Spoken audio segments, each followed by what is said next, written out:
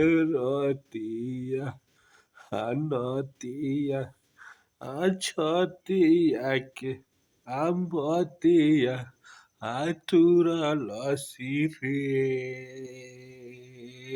हे माई बड़ा दुख बा ये नाती तारा घर में।